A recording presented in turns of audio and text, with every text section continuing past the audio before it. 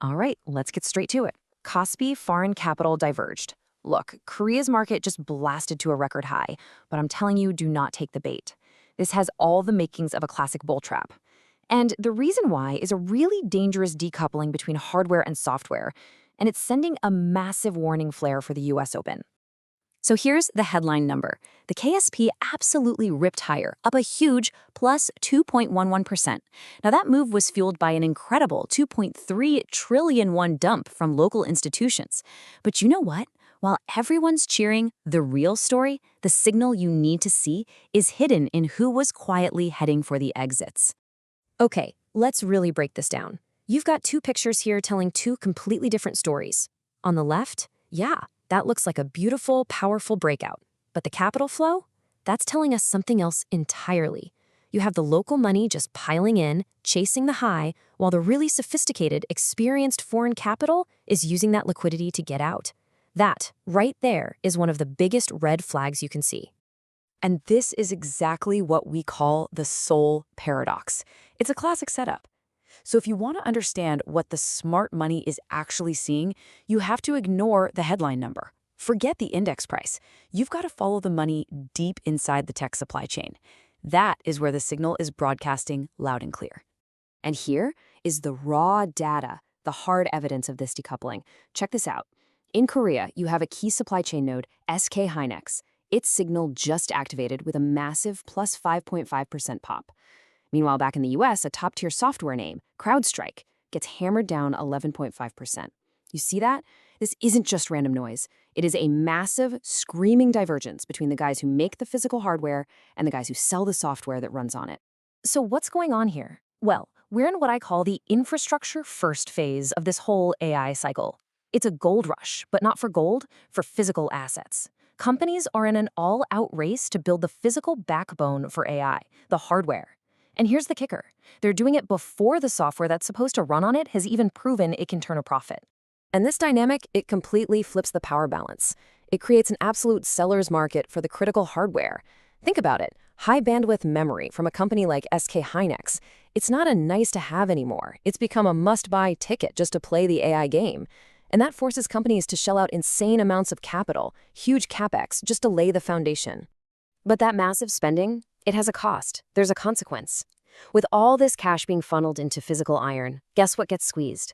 The budgets for the software, for the application layer.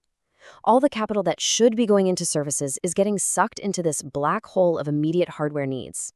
And what this creates is a really critical time lag in how capital flows through the system. You see, the money just floods into the hardware layer first. It's immediate, it's frantic. It only trickles down to the software guys much, much later after everything's built out. And that gap, that monetization gap, is creating a seriously dangerous mismatch in valuations right now.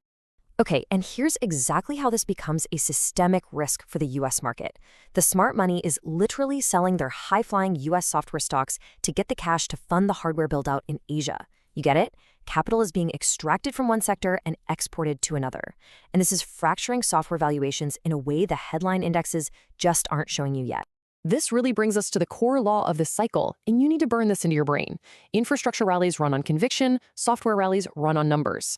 The hardware guys are rallying on a story, a belief in what AI could be. But the software guys, they're being judged on cold, hard revenue. And right now, those numbers just aren't there to back up the hype. All right, analysis phase complete. Now we pivot. Let's translate this intelligence into a hard execution protocol for the US session. This is the battle plan. Remember the primary directive. Do not trade the headline. You trade the supply chain. Target asset identified. We are focusing on the Nasdaq 100 futures, ticker NQ.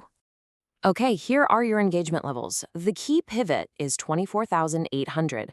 You will monitor for a break of this level. Resistance is 24,900. Watch for sustained volume if we get above it. But here's the trigger. Invalidation is a break below 24,800. That's the signal to initiate a 30% reduction in tech exposure. Now listen closely. Below that pivot, there is one number that defines the entire bear case, 24,650. This is the line in the sand. A failure to hold this level means the entire hardware-led expansion narrative is failing. The command is explicit. If 24,650 breaks, you will cancel all long positions. No hesitation. Your secondary target is Nvidia. It is the canary for the entire hardware sector. Watch the key pivot at $145. A break below this level indicates contagion. It means the software weakness is now infecting the hardware leaders. This is your signal for tactical deleveraging. Final risk check. You will monitor pre-market volume. I want eyes on NVDA, AVGO, and CRWD. High volume on a break of our key levels provides final confirmation of the signal. Let me be absolutely clear. The primary risk-off trigger is a break of support at 24,650. A move below that level confirms the trap is sprung. It confirms the Asian selling was the correct leading indicator. So let's log this pattern for future use. The term is leading indicator, and the definition is this: foreign selling during a record market high in Korea's supply chain heavy index. That is your signal. It often precedes a U.S. market correction. You need to remember that. We log the result at 0630 Eastern, no exceptions. If you need this intelligence from the Asian close before the U.S. Open, you know what to do. Stay sharp.